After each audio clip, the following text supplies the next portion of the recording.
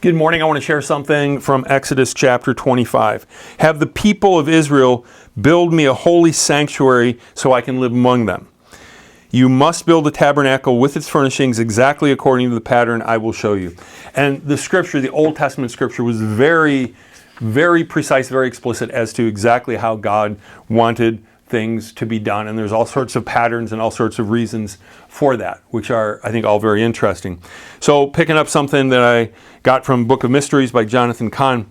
So he takes them out to this, there's this huge plain out there. So Moses had like over 1 million people on a camping trip. Can you imagine that?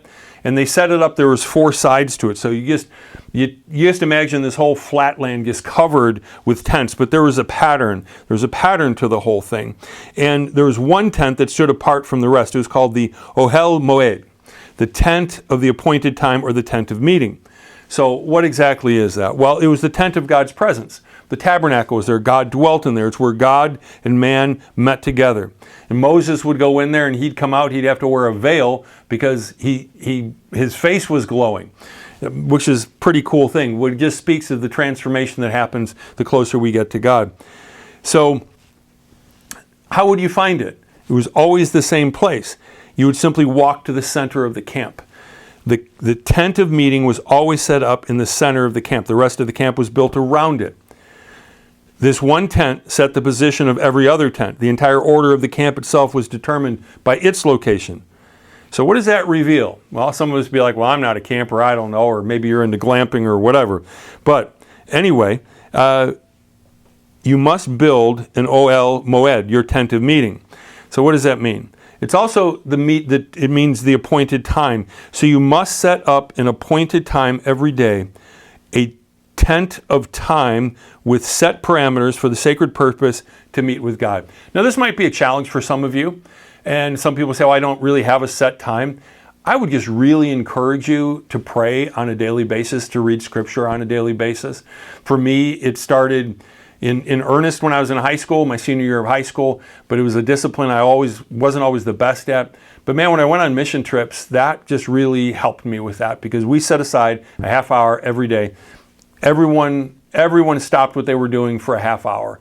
And then after that, when I'd come home, I'd try to find time alone in the house. It wasn't my house. I didn't always have that freedom. The phone could ring. I started reading my Bible and praying in my car. It was in McDonald's parking lot.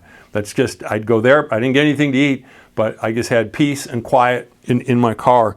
And I centered my day around it. And there were activities that were available to me, I remember in college, but if I didn't know that I could have my time with God, my Ohel Moed, okay, like meeting with God at an appointed time, I bypassed different things. Maybe I missed out on a few things, but I think it's really essential that we put God at the center of our lives, and that's what it means, in the center of our schedule. So the teacher goes on to say, the tent of meeting must also always be set up in the center of the camp. You must set it up in the center of your life. It must be the center of your day, the center of your schedule, the center of everything you do. That's the key. So what does that mean, the center? It means you set that first and then you plan things around it. Not, well, I'll see if we can squeeze it in. You know how you feel when people do that to you, right? It's like, yeah, I got kind of a busy day. I'll see if I can squeeze you in. And I know people say to me, and they mean well, they say, oh, I know you're a busy person.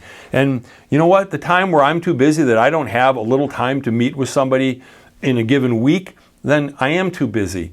And I never want to give people that impression. On a Sunday morning, when I'm trying to connect with, at least for a moment or two, with essentially everybody who's here, no, I don't have a half hour on a Sunday morning. But I got a half hour at some point. But we need to start every day, find time every day with God, have that meeting place, that meeting time with God, and center everything else around it. And then other things I really believe will help start to fall into place. God bless you. Have a great day. Have a great week.